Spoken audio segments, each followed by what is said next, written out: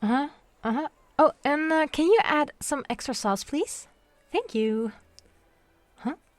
Oh, I'm live. Sorry. Hi everyone, it's me again with another video. Now buckle up because this is gonna be another heck of a run.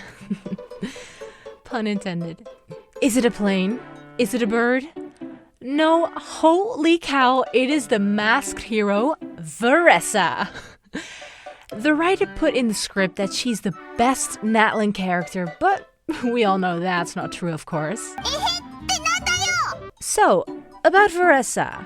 She is a competitive eater from the Collective of Plenty. She loves food so much that when there was a food eating competition, she joins the other team's preliminaries just to eat more food. Varesa is inspired by lucha libre, aka someone who is a masked wrestler. For the uncultured ones, that is a form of freestyle wrestling that originated from Mexico. Even her constellation, Mascara Luctatori, literally means wrestling mask. What? You still don't get it? Well, let this clip do the talking then. Now, with that out of the way, some of our favorite lucha libre moves are the ultimate pancake maker. Oh, yes. You want to pull for Varesa? I mean, of course you do. I suppose you like her because why else would you click on the video, am I right?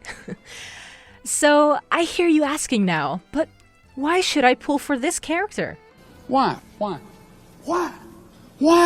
Well, excellent question. Today I'm going to give you a guide on what exactly she's capable of doing.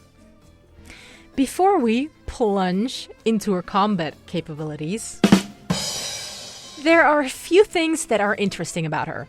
First thing is that she has a unique medium-height female character model. Additionally, she has custom movement physics in her exploration passive. In her normal running mode, she's much faster than her medium female counterparts and even faster than tall male models. However, her stamina consumption does go down way faster as compensation. But let's address the counter room, shall we? Her supersonic speed. In her sonic mode, she changes the way she runs. She becomes really, and I mean really fast. So fast in fact that she can outrun MayAqua's bike if they're dashing. I know, insane, right? Keep in mind that this applies for C0 of both characters. Plus, as a bonus, like all Natlan characters, she is the definition of parkour exploration. Not only can she run and jump on water and literal lava, but she can survive falling from high places when she's in her sonic mode. And because of her unnatural strength, she's also able to break solid walls and boulders. Neat. While Mualani is on a surfboard, Shilonen on roller skates, Chaska on a flying gun, and MayAqua on a motorbike, Varesa is the only one that relies solely on cardio. I might believe that her trainer is mostly responsible for this. What? Where do I sign up?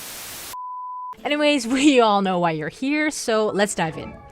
Let's start with her talents. Varesa is an on-field electro plunge attack DPS. This means, and yes, you can level the normal attack talent. Honestly, this is all you need to know. Like and subscribe until next time. Bye-bye! No, I'm just kidding. Her normal attack itself, which looks very cute by the way, are pretty useless in, well, all scenarios. Because if you want to send Varesa flying, you have to use a charge attack. If Varesa hits something in combat, she gains 25 Night Soul points with a max of 40 points. However, it's not recommended to do it the normal way. The normal way is slow as and eats a lot of stamina. So, how do you do it then, you might ask? Well, I will answer this for you. For this, you want to use her elemental skill. When you use it, she basically yeets forward doing some damage. And when you tap attack after that, she uses her charge attack forward without spending any stamina. It's also nice knowing that after pressing her skill, she gains some interruption resistance as well as restoring 20 Night Soul points. After you do a plunge attack, her Night Soul points will hit the max of 40 points and she enters a state called Fiery Passion. This state boosts all your damage, as well as giving you an extra charge on your skill. Animation-wise, Varesa changes as well, going from clumsy to a pro wrestler in just one plunge attack. And, like a wrestler, she does a kick-ass body slam instead of using her own her derrière. Clearly not someone you want to have beef with. Every time you plunge in this state, she will consume all Night Soul points and thus leave this state. However, this shifts Varesa into an Apex Drive mode. In Apex Drive, Varesa basically becomes a cow on steroids and can do a mini burst that only costs 30 energy. You can see that the icon of her burst changes in this mode. Note that there's only a few seconds to react to this moment, so pay attention to what you're doing. This mini burst is basically a strong plunge attack that fits well into her rotation, but more on that later. Her regular burst, which I recommend you should never use in serious combat, is a somewhat powerful hit which looks stunning visually and puts Varesa in her Fiery Passion state with full Night Soul points. But this burst costs 70 energy, which is kind of wasteful if you know that you can also enter fiery states with just her elemental skill and plunge. I recommend for leveling up her talents to prioritize her normal attack to at least level 9, then her burst and skill to at least level 8. As for her passive, after using her elemental skill, she can do a Rainbow Crash, which sadly doesn't produce any rainbows whatsoever. This means that when you plunge after skill, the shockwave damage dealt when she hits the ground is increased by 60%, 150% if she's in Fiery Passion state. That's insane. Translation for the people who still didn't get it during the talent section: always use her elemental skill to plunge. Oh, and her second passive increases attack by 35% for 12 seconds when xenophobic. This can stack up to 2 times, of course. Now, let's move on to her weapons. Her signature weapon perfectly synchronizes with her kit. It increases crit damage for both her normal attack and plunging attack. What more can you ask for, right? Another usable weapon can be Shen Yun's signature weapon.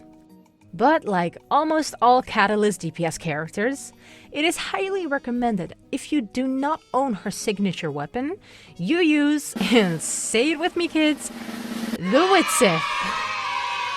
Next up, artifacts. Either a 4-piece set of the newest artifact, Long Night's Oath, or 4-piece Obsidian Codex works very well on her. However, it's recommended you use the new artifacts, because it's made more specifically for our chubby friend. Obsidian Codex has this issue where it doesn't always activate for Varesa, but more on that in the rotation section. Now, if you don't own either of these for some reason by now, just throw in a 2-piece combination of attack percentage artifacts. As for the main stacks on the pieces, standard attack, electro damage bonus, and crit stats should do wonders. For substats, you should really focus on crit rate or crit damage, followed by a lot of attack. With around 120-ish ER, you should be good to fire her mini burst each rotation. Depending on what artifact set Varesa is running, it makes a difference on rotation. If you have her personal set, then start with all your supports first, then go with Varesa with this combo: E-skill, tap attack, plunge, E-skill, tap attack, plunge, and mini burst. Do this up to 2 times. Sometimes you're able to do it up to 3 times, but usually the buffs from your supports already ran out, so you have to restart the rotation. TLDR, E, CA, P, E, CA, P, Q, and repeat. Easy peasy, right? If you have 4-piece Obsidian Codex, then you have to do the rotation a bit differently. In this case, start with Varesa first, where you do the E skill to tap attack to plunge. You do this so she enters her fiery passion state prematurely. Now you go to set up your supports. Switch back to Varesa and you can see she's still in her fiery passion state. So now you can do it the following order. E skill, tap attack, plunge, mini burst, E skill, tap attack, and plunge. Repeat this 1 or 2 times. This way, because of the 6-second cooldown, you're making sure that the 4-piece set stays active as much as possible. Also note that if you use Obsidian Codex, that the 2-piece buff only applies every other plunge attack. Her personal set may not have the busted 40% crit rate boost, but it boosts her plunging damage by 100%. Wait, really? That's crazy. Sorry. Moving on. Although Varesa is already amazing at C0, if you want to milk her more for some reason, then these are her constellations oversimplified. C1 makes her mini burst activate her first passive too now. This passive will also now boost the damage by 150%, whether she's in fiery passion state or not. With her C2, her apex drive can be activated with plunging outside fiery passion too. As always, C3 and C5 are talent related. With C4, her elemental burst does double damage. And C6 basically gives her free crit stats. Awesome, right? Now you're probably wondering what the priority here is. Her weapon or her C1? And, well, it's her weapon. No argument. And last but certainly not least, teams. And I know exactly what you're thinking. Just like in Pokemon, the question always remains: grass, water, or fire? I myself usually choose fire, but let's put that aside for now. With the core team being Yansan and Shenyun, you now have to make the lifetime decision. Oh, by the way, if you don't own Shenyun, don't worry, you can also use Shilonen or Kazuha instead. First off, we're gonna start with our one and only Duke enthusiast. Nahida provides Varesa with 250 EM, which further enhances her aggravate damage bonus if you own Nahida at C2, which helps shredding the enemy's defense by 30%. Now, aggravate might sound nice on paper, but in reality, Varesa's ICD on her skill and plunge are the same, making it harder to trigger it on each plunge. Secondly, we have Farina de Fontaine. Now, if you don't care about reactions at all and just want to go power, then Farina is your absolute best friend. The more constellations you have on Farina, the better. This goes up to C3. That's hyper carry for you.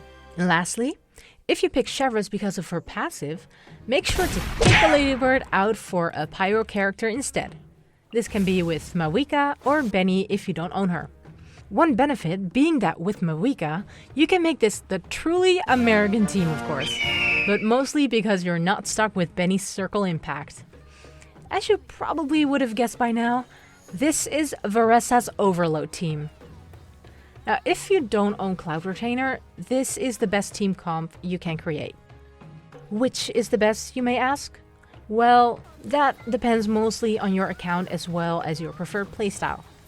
All teams I just mentioned are viable and can be used. Free-to-play team versions can be these examples shown on screen. I know how hard it can be to get 4 stars sometimes.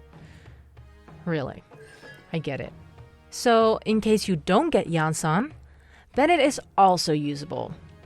It's recommended to have a second Electro character in the party with Varesa though, so make sure this rule still applies even if you don't have Yansan. So for you people who are still unsure if you should pull for Varesa or not, it honestly depends if you're willing to play a character that relies heavily on plunge attacks. And unlike Zhao, Varesa always ascends to the same height for the plunge. So you don't have to worry about that. Also, Yansan, which is on the same banner as Varesa by the way, will probably be the most meta-defining 4-star since Chevy hit the stage. And let's be real, it's a wrestler cow. Well, that's it for me, guys. Are you pulling for Varesa? And which one do you choose, actually? Fire, water, or grass? Let me know down in the comments. Ooh, wait, last bonus trick I have for you, if you're able to do it. Give Varesa Lost Prayers, put Shiori and C2 Jean with Animal Resonance in the party for some insane movement speed. Anyways, thank you so much for watching, and make sure to like and subscribe. Huh? Ooh, my order arrived. Great. Ugh, finally some good food. I'm starving. Ooh. Wait, hold up. What is hamburger made of again?